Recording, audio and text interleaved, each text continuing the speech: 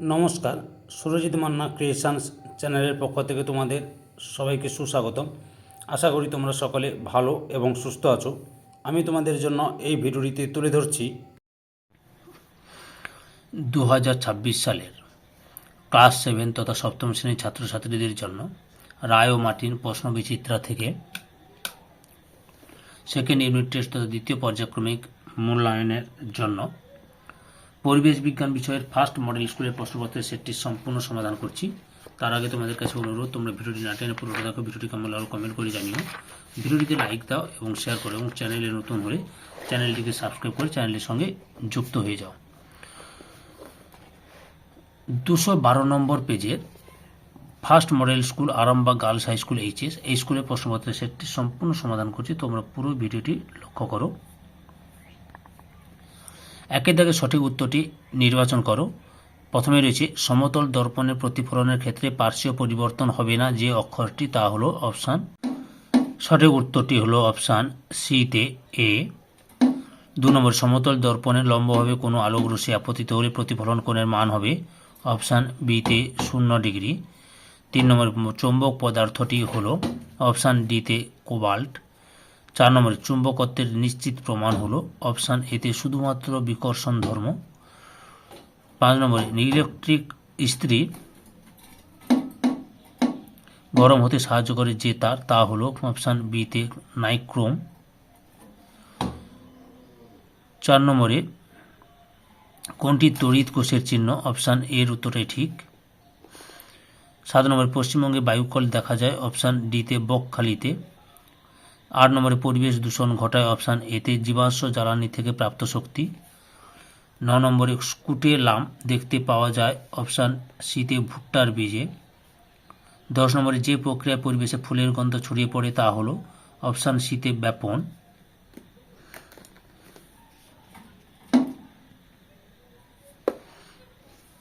তারপরে 2 দাগে শূন্যস্থান পূরণ করো। প্রথমে যে 6 ফুট লম্বা একজন মানুষ আয়নার সামনে দাঁড়ালে তার প্রতিবিম্বের দৈর্ঘ্য হবে -ফুট, 6 ফুট। 2 নম্বরে, চুম্বকের চৌম্বক দৈর্ঘ্য সমান 0.86 গুণিত চুম্বকের জ্যামিতিক দৈর্ঘ্য।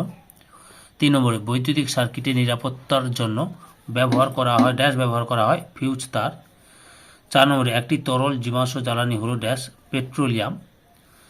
7 নম্বরে, একটি গুচ্ছিত ফলের উদাহরণ হলো আতা। তারপরে 3 দাগে নিচের প্রশ্নগুলির অতি সংক্ষিপ্ত উত্তর দাও। বিকল্প প্রশ্নটি লক্ষণীয়। প্রথমে রয়েছে আলোর বিচ্ছুরণের প্রাকৃতিক উদাহরণ লেখো রামধনু। 2 নম্বর, চুম্বকের কোন অংশে আকর্ষণ ক্ষমতা সবথেকে কম, মাঝখানে। 3 নম্বরে, এলইডি এর পুরো নাম লেখো। এলইডি পুরো নাম হচ্ছে লাইট এমিটিং ডায়োড। তারপরে 4 নম্বরে, একটি অপ্রচলিত পরিবেশ বান্ধব শক্তির উদাহরণ দাও, সৌরশক্তি। 5 নম্বরে, পরাগযোগের পরে ফুলের কোন অংশটি ফলে ও কোন অংশটি বীজে পরিণত হয়? কোন অংশটি ফলে পরিণত হয়? ডিম্বাশয়। আর বীজে পরিণত হয় ডিম্বক। ওআরএস এর পুরো নাম কথা কি? Oral rehydration solution. 4 দাগে লক্ষ্য করো। নিচের প্রশ্নগুলির সংক্ষিপ্ত উত্তর দাও। প্রথমে রয়েছে নিয়মিত ও বিক্ষিপ্ত প্রতিফলনের দুটি পার্থক্য লেখো। পার্থক্য যে কোনো দুটি লিখবে, আমি তোমাদের 7টি দেখালাম। সমান্তরাল আলোক রশ্মিগুচ্ছের উদাহরণ দাও, লেজার রশ্মি। তারপরে 2 দাগে রয়েছে আলোর প্রতিফলনের সূত্রটি লেখো। আমি প্রশ্ন উত্তরগুলো রায়ের মার্টিনের সহায়িকা বই থেকে দেখাচ্ছি, লক্ষ্য করো আলোর প্রতিফলনের সূত্রগুলি। এই যে 1 নম্বর সূত্র এবং 2 নম্বর সূত্র, এখান থেকে এত পর্যন্ত লিখবে। পরের প্রশ্ন রয়েছে, একটি কাঁচের গ্লাসের জলের মধ্যে একটি পেনকে অর্ধ নিমজ্জিতভাবে রাখলে পেনটি বাঁকা লাগে কেন? না আলোর প্রতিসরণের জন্য। তারপর অথবাতে রয়েছে অতিবেগুনি আলোর একটি ক্ষতিকারক প্রভাব লেখো। ত্বকে ক্যান্সার ঘটায়। সূচিছিদ্র ক্যামেরার সম্মুখে একটি মোমবাতি রাখা আছে। ক্যামেরায় গঠিত প্রতিকৃতির কি পরিবর্তন হবে যদি এ ছিদ্র থেকে পর্দার দূরত্ব বাড়ানো হয়, অর্থাৎ ক্যামেরার দৈর্ঘ্য বাড়ানো হয়, তাহলে প্রতিকৃতি ছোট হবে। আর বিতে মোমবাতির শিখাকে ছিদ্রের কাছে আনা হয়, প্রতিকৃতি বড় হবে। 3 নম্বরে একটি দণ্ডচুম্বকের চিত্র অঙ্কন করে উত্তর মেরু, দক্ষিণ মেরু, উদাসীন অঞ্চল ও চৌম্বক দৈর্ঘ্য চিহ্নিত করো। উত্তরটি দেখাচ্ছি, লক্ষ্য করো। 69 নম্বর পেজে রয়েছে। এই ছবিটা আঁকবে, বুঝতে পেরেছ? 4 নম্বরে রয়েছে চুম্বকের 3টি ধর্ম লেখো। উত্তরটি দেখো, চুম্বকের 3টি ধর্ম। 68-1 এই যে চুম্বকের কয়েকটি বিশেষ ধর্ম, এই যে দেখে নাও। মোট 7টি ধর্ম দেখালাম তোমাদের সামনে। অথবাতে রয়েছে চুম্বকের চুম্বকত্ব নষ্ট হওয়ার 3টি কারণ লেখো। উত্তরটি দেখো, রায়ান মার্টিনের সহায়িকা বিধি দেখাচ্ছি। উত্তরগুলো দেখে নাও, এখান থেকে এতটা পর্যন্ত রয়েছে 5টি কারণ দেখালাম। 5 নম্বর প্রশ্ন রয়েছে তড়িৎ চুম্বকের শক্তি কি কি উপায়ে বাড়ানো যায়। উত্তরটি দেখো, এই যে এখান থেকে শুরু করে এতটা পর্যন্ত লিখবে।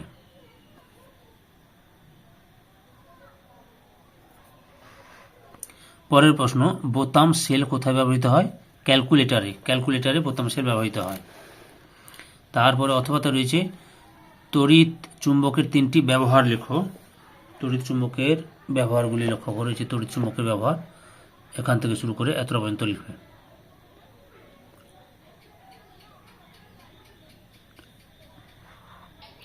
ছয়ের দাগে আছে ইলেকট্রিক সরঞ্জামে চিনেমাটি বা প্লাস্টিক ব্যবহার করা হয় কেন? উত্তরটি দেখো, এই যে এখান থেকে শুরু করে এতটা পর্যন্ত লিখবে। 7এর দাগে রয়েছে পরিবেশ বান্ধব শক্তির ব্যবহার বাড়ানো উচিত কেন? উত্তরটি দেখো, উত্তরটি তোমরা এখান থেকে শুরু করবে, এই যে এখান থেকে শুরু করে এতটা পর্যন্ত লিখবে। 8এর দাগে সৌরশক্তি ব্যবহারের সুবিধা ও অসুবিধাগুলি লেখো। উত্তরটি দেখো, এই যে সৌরশক্তি ব্যবহারের সুবিধা, এখান থেকে শুরু করবে, আর অসুবিধা এতটা পর্যন্ত লিখবে। এই প্রশ্নের উত্তরগুলো রায়ান মার্টিনের সহায়িকা বই থেকে যাচ্ছি। সৌরকোষের 2টি ব্যবহার লেখো। উত্তরটি দেখো, এই যে সৌরকোষের ব্যবহার 2টি বলছে, তোমরা দেখো আমি যতগুলো বইতে রয়েছে ব্যবহারগুলো দেখাচ্ছি। মোট 4টি ব্যবহার রয়েছে।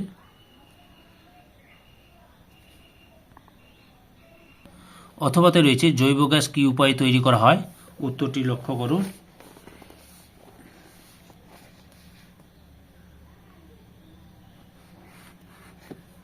এই যে এখান থেকে শুরু করবে,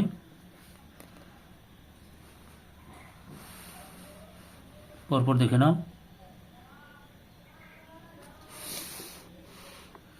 দিয়ে এত পর্যন্ত লিখবে। জৈব গ্যাসের প্রধান উপাদান কোনটি?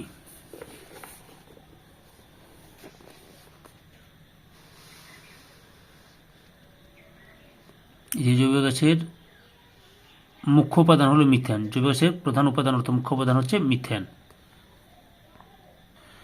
9 নম্বরে রয়েছে একটি আদর্শ ফলের চিত্র অঙ্কন করে বহিঃত্বক, মধ্যত্বক, অন্তত্বক ও বীজ চিহ্নিত করো। 371 নম্বর পেজে রয়েছে, লক্ষ্য করে, এই যে আমের ছবিটা আঁকবে তোমরা, এই যে বহিঃত্বক, মধ্যত্বক, অন্তত্বক এবং বীজ। 371 নম্বর পেজে রয়েছে। অথবাতে রয়েছে একটি আদর্শ পাতার চিত্র অঙ্কন করে পত্রমূল, পত্রবৃন্ত এবং পত্রফলক চিহ্নিত করো। উত্তরটি লক্ষ্য করে, যে আদর্শ পাতার চিত্র। 370 নম্বর পেজে রয়েছে। 10 নম্বরে রয়েছে স্বপরাগযোগ ও ইতর পরাগযোগের 2টি পার্থক্য লেখো। উত্তরটি দেখো, স্বপরাগযোগ এবং ইতর পরাগযোগের পার্থক্য পরপর দেখে নাও।